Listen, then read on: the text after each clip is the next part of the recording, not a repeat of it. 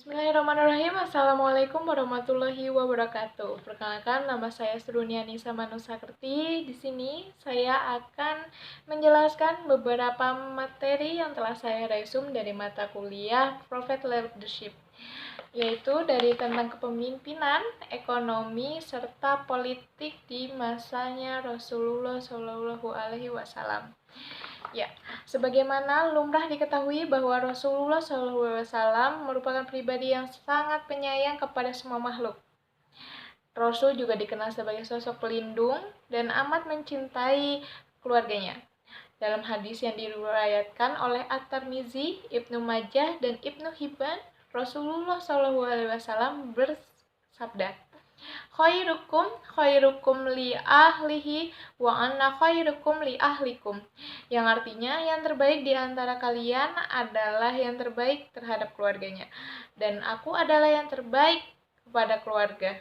Dari sini kita sudah paham, kita sudah tahu bahwa Rasulullah SAW sangat mencintai keluarganya.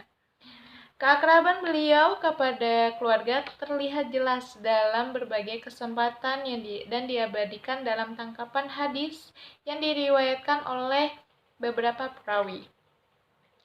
Dalam berbagai literatur, Rasulullah telah mencontohkan bagaimana laku sikap dan kata-katanya terhadap anak serta istrinya. Belum ada satu hadis pun yang menyebutkan bahwa Rasulullah itu kasar atau main fisik ketika marah kepada anak dan istrinya. Masya Allah banget ya. Rasulullah berpesan kepada para suami agar tetap bersabar menghadapi sikap para wanita atau istri yang kurang disukai. Meski ada hal-hal yang tidak disukai dari gelagat atau sikap istri, hal itu tidak menjadi alasan bagi para suami untuk bersikap kasar. Masya Allah. Yang kedua, kita akan membahas tentang perekonomian di masanya Rasulullah Shallallahu Alaihi Wasallam. Perekonomian Arab di zaman Rasulullah Shallallahu Alaihi Wasallam bukanlah ekonomi yang terkebelakang, yang hanya mengenal barter, bahkan jauh dari gambaran itu. Valuta asing dari Persia dan Romawi dikenal oleh seluruh lapisan masyarakat Arab, bahkan menjadi alat bayar resmi, dinar dan dirham. Sistem devisa bebas diterapkan, tidak ada halangan sedikit pun untuk mengimpor dinar atau dirham tersebut.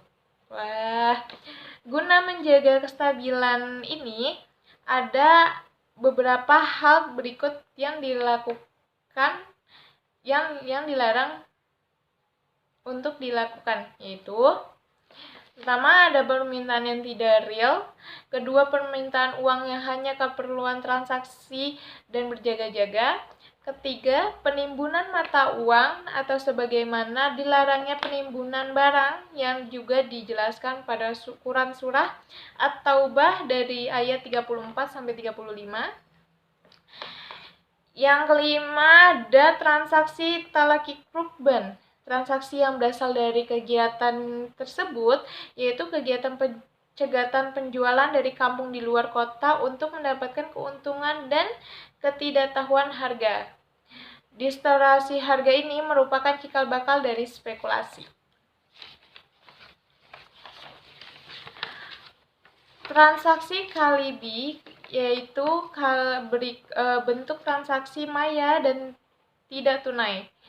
Transaksi yang diperbolehkan oleh transaksi tunai yang ada barangnya, sedangkan transaksi maya dilakukan tanpa ada barangnya dan hal ini termasuk bentuk riba.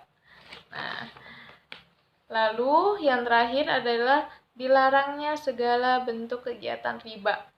Dan sampai saat ini kita itu banyak yang belum paham bahwa tentang riba itu apa sih. Kalian bisa cari di web tentang penjelasan riba lebih rincinya kayak gimana, dan semoga kita dijauhkan dari segala riba tersebut. Amin. Dan yang ketiga, kita tentang politik, yaitu dalam menyebarkan dakwahnya, Rasulullah Shallallahu Alaihi Wasallam memiliki tahap-tahap dalam berdakwah. Rasulullah tidak menyampaikan dakwahnya secara langsung atau secara terang-terangan kepada umatnya. Dalam dakwahnya sekalipun, beliau memiliki beberapa tahapan dalam berdakwah. Fase pertama adalah saat prinsip-prinsip politik mulai diterapkan, Rasulullah berada di Mekah. Dan kedua yaitu dakwah secara diam-diam.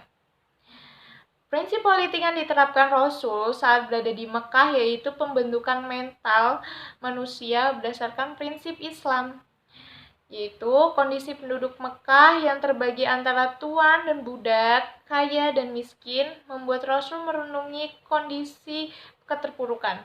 Dari kondisi tersebut, Rasul memulai dakwahnya terhadap keluarga terdekat Rasul dengan dakwah yang masih tertutup. Setelah itu, beliau melanjutkan fasenya dengan melanjutkan dakwah dimulai dengan melantangkan konsep tauhid di tempat umum. Setelah 13 tahun lamanya, Rasulullah telah mempersiapkan manusia-manusia besar dalam membangun peradaban Islam, yaitu para sahabat-sahabat Rasulullah. Ada beberapa kunci hal sebagai penyebab keberhasilan dakwah Rasulullah, yaitu pertama, ada akhlak Rasulullah yang terpuji dan tanpa cela. Walaupun dia dibenci, dulu itu diludahin, tapi Rasulullah tuh tetap sabar. Masya Allah ya. Yang kedua adalah karakter Rasulullah yang tahan uji, tangguh, ulet, dan sederhana, dan selalu bersemangat. Yang ketiga, sistem dakwahnya menggunakan metode imbauan dengan penuh hikmah dan kebijaksanaan. Rasulullah dalam menyeru manusia agar beriman, berbuat yang baik, dan mencegah kemungkaran sedikit pun. Tidak ada unsur paksaan.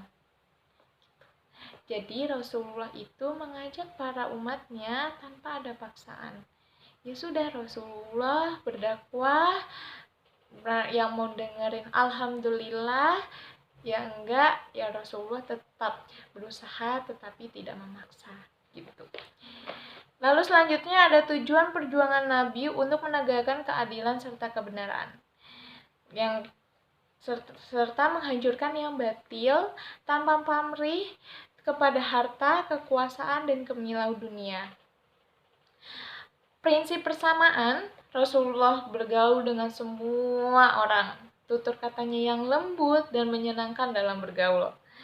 Prinsip kebersamaannya, Rasulullah selalu ikut dalam kegiatan apa saja yang dilakukan oleh para umatnya untuk memberikan teladan atau contoh, kecuali yang dilakukan umatnya itu tercela. Jadi itu Rasulullah nggak ikutin, hanya diperingatkan.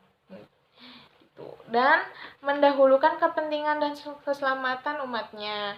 Itu jadi yang salah diberitahu dengan secara tidak paksa kayak gitu. Dan yang terakhir, memberi kebebasan berkreasi dan berpendapat. Wah, Masya Allah banget ya. Semoga dari resume yang saya sampaikan terdapat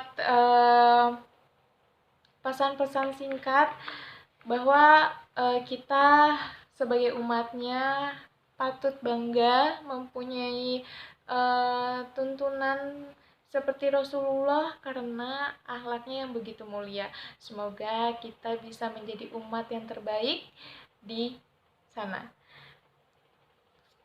Terakhir dari saya untuk penutupan, mohon maaf bila ada salah kata. Wassalamualaikum warahmatullahi wabarakatuh.